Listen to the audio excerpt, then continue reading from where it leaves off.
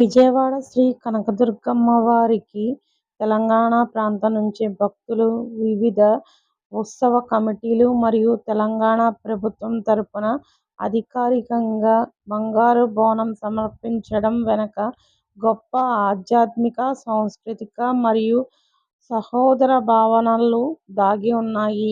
తెలంగాణ, ఆంధ్రప్రదేశ్ రాష్ట్రాలుగా విడిపోయిన రెండు ప్రాంతాల ప్రజల మధ్య ఉన్న సాంస్కృతిక బంధం, దైవ చింతన ఒకటిగానే ఉంటాయి.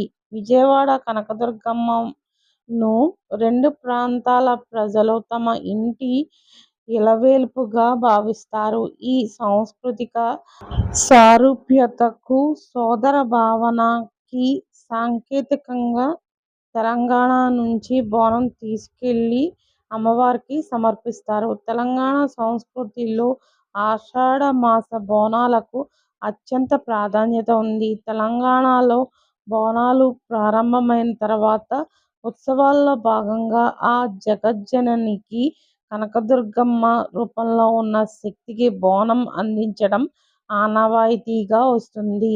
తమ ప్రాంతాన్ని సుభిక్షంగా ఉంచినందుకు, ప్రకృతి వైపరీత్యాల నుంచి కాపాడినందుకు తెలంగాణ ప్రజలు అమ్మవారికి మొక్కుబడులు చెల్లించుకోవడంలో భాగంగా ఈ బంగారు బోనాన్ని సమర్పిస్తారు. బోనం అనే పదం భోజనం అనే సంస్కృత పదం నుంచి ఉద్భవించింది. అమ్మవారిని తమ సొంత కన్నతల్లిగా భావించి భక్తి శ్రద్ధలతో వండిన అన్నం, పాలు, బెల్లంలతో కూడిన నైవేద్యాన్ని సమర్పించడం దీని ఉద్దేశ్యం.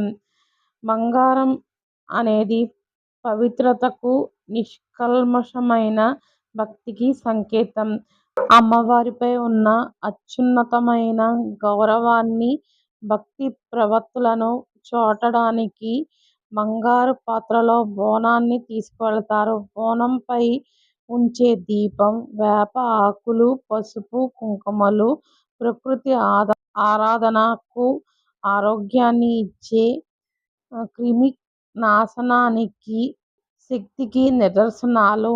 ఈ సమర్పణ వెనుక కేవలం స్వార్థం ఉండదు. పాడి పంటలు సమృద్ధిగా పండాలని, ప్రజలందరూ ఆయురారోగ్యాలతో వర్ధిల్లాలని కోరుకుంటూ సర్వే జనా సుఖినో భవంతు అనే ఆంతర్యంతో ఈ పూజ నిర్వహిస్తారు.